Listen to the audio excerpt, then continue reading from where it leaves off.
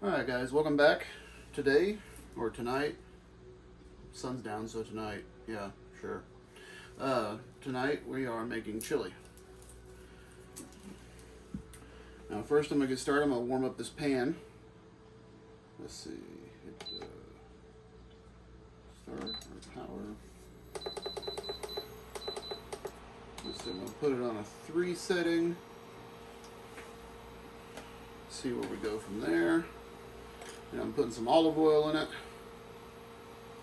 Get that out the way, that's all I need. And then I'm going to dice up an onion.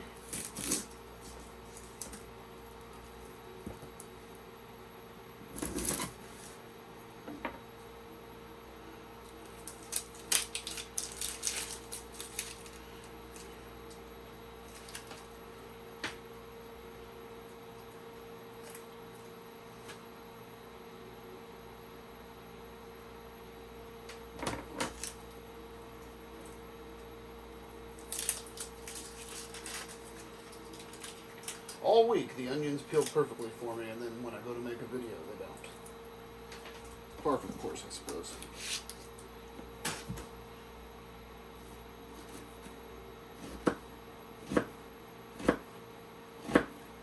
I'm doing about a medium dice on the onion.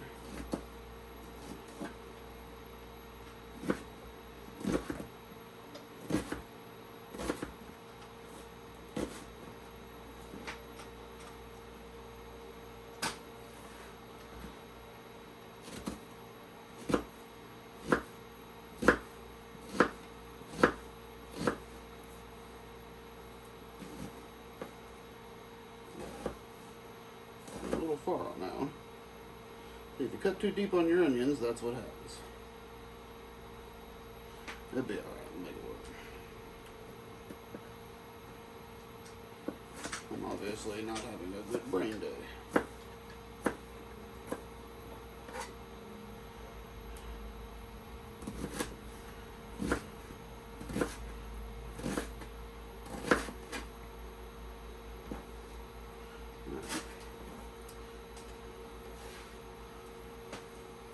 Now underneath the cutting board here, let's see if you can see it.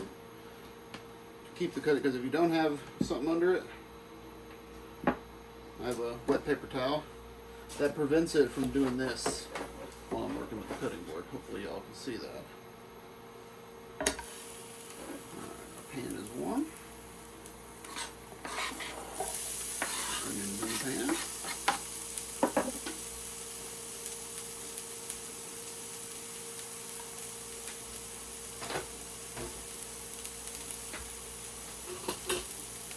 Now this here, it's a non-stick, but it's also one of these really good non-stick pans called a Hexclad, and it's a combination of non-stick and stainless steel, and it's got the metal, it's basically metal studs, and surrounded by the studs is the non-stick material, and it enables you to use any utensils you want in the pan. You can use plastic, you can use nylon, this is a nylon utensil, or you can use wood, you can use metal.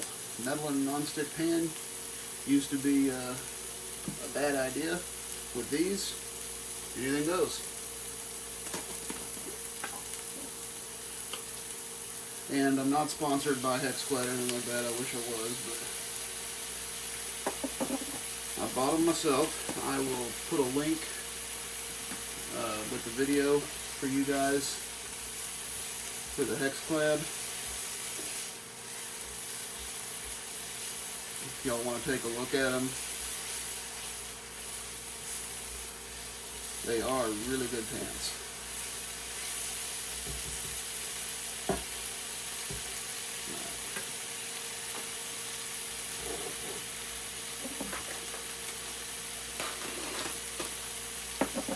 And then here I've just got some 80-20 hamburger. It's about 2 pounds. Put her space out in the middle of the pan here.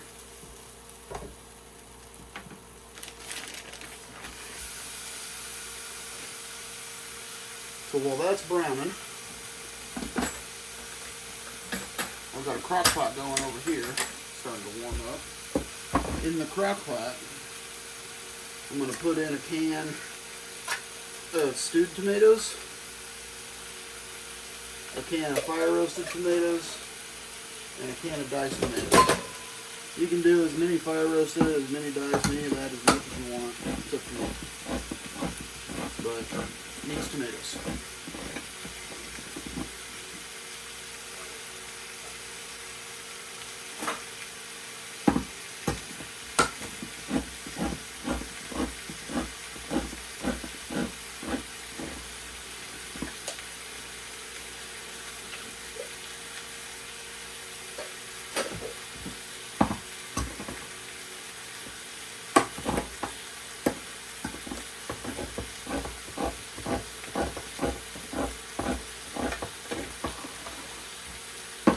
And then, if you were a Texan, that's pretty much where you'd stop with adding stuff.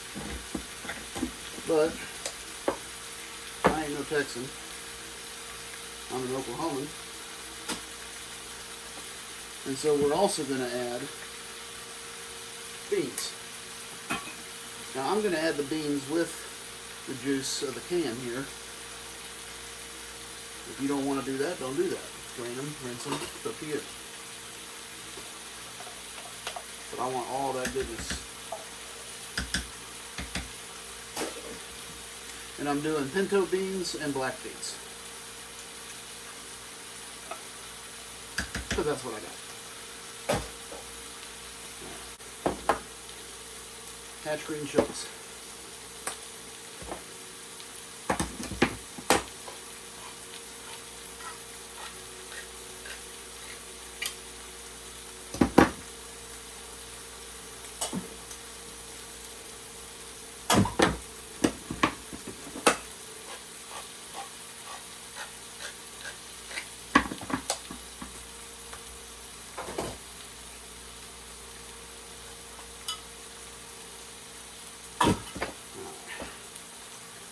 Quick stir.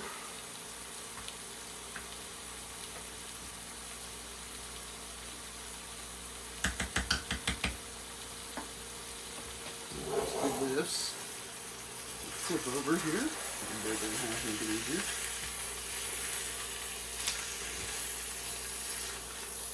There we go, getting a little bit of browning action going here.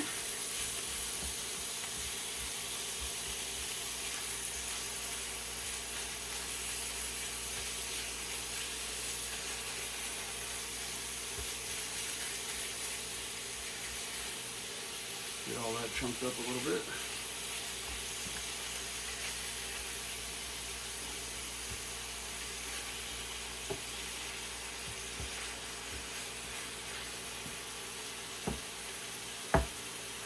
Alright, I like to add salt to my meat.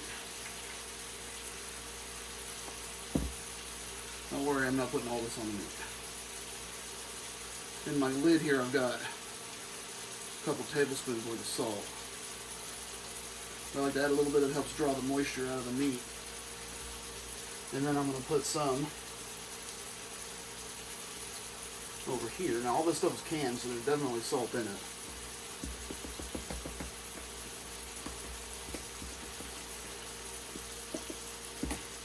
And then here I've got Southwest Mix. I get it at a local home and ranch store called Atwood's. I love this blend. I'm working on a blend of my own so that y'all can buy from me instead of somebody else, but it takes time. Put those two out of the way. And the last thing I'm going to add to this, I'll put it with the meat once the meat is just about cooked, and then we'll transfer over. I'm not putting it directly in the crock pot. Is this Williams chili seasoning. This stuff is awesome. I'm going to have a link for it down below. If you haven't had this stuff, get it, try it. You'll love it.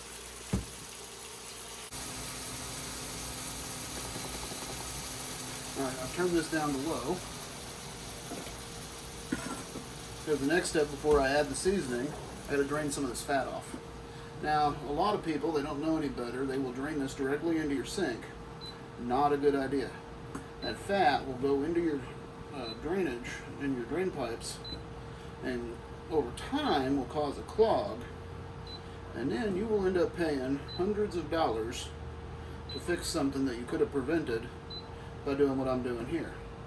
Take yourself a colander or a strainer and put it over a bowl that's safe for the heat, and let your meat drain out that way. And then you can take it from the bowl and pour it into a jar or into a can or whatever, and just put it in the trash. Or, depending on what kind of meat you're cooking, you may want to save that grease for a different project down, a day or two down the road.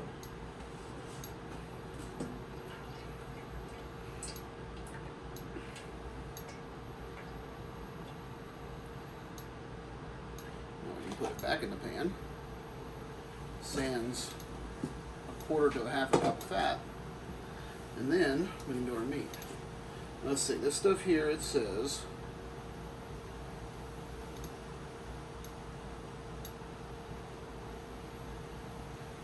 we have to put in some liquid and then a quarter cup of sauce, or of seasoning per pound. So that's close to 2 pounds. This lid is a quarter cup. So we're going to go ahead and put that in. We're not going to stir it yet. So I do 2 capfuls-ish. And then instead of adding water and tomato sauce, I've got a can of tomato paste and some beef broth I made a little while back. So we're going to put in our paste.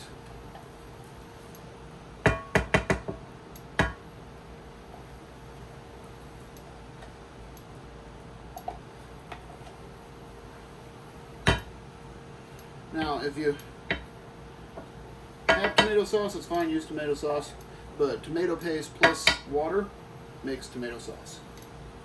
Or in this case, beef broth. I'm going to take it, I'm just going to shake up my beef broth. I'm going to turn my pan back up. And I'm just going to eyeball this. You can do it however you want, but it says to do about 4 ounces. That's just a bit of fat. So I'm looking for 8 ounces.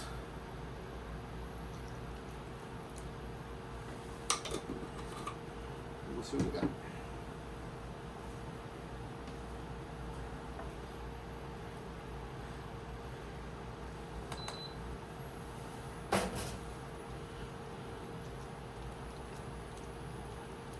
What we're going to do is we're going to get this worked in, and then we're going to put it in the crock pot and just let it simmer.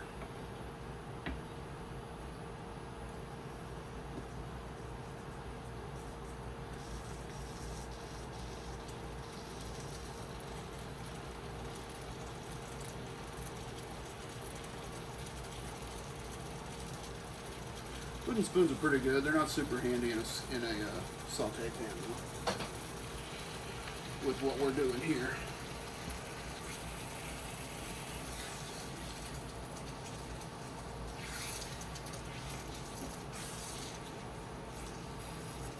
We'll work that tomato paste in. You see how thick this is? We're going to add a little bit more broth to it.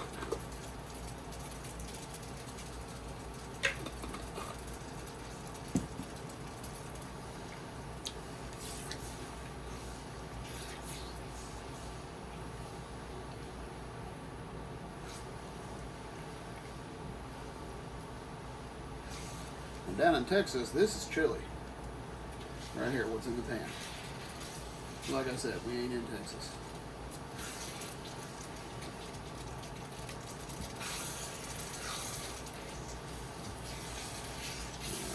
Need a little bit more.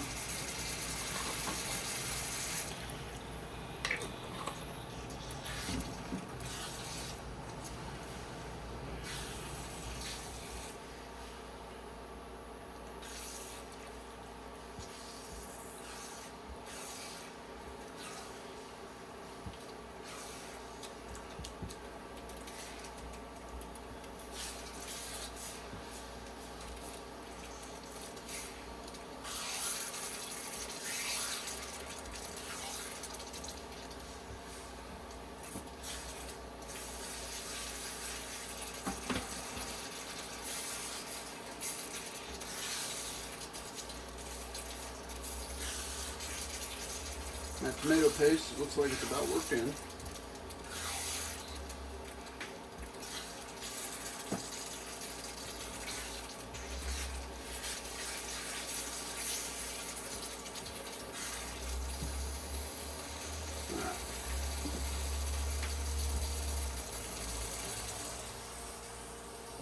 Take this, dump it in our crock pot. Give it a good stir.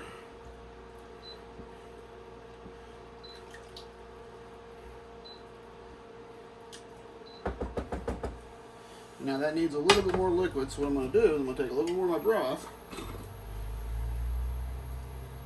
add it here, warm that up. And basically it's a deglaze, but the stuff's not really stuck on, so it's not deglazing.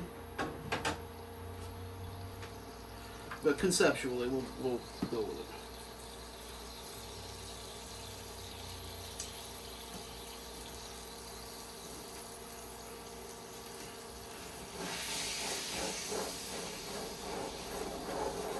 Basically, we're just heating this up, letting it pull all that stuff.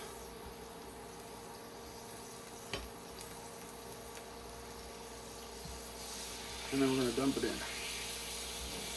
We can turn our power off. We're done with it. And there we go.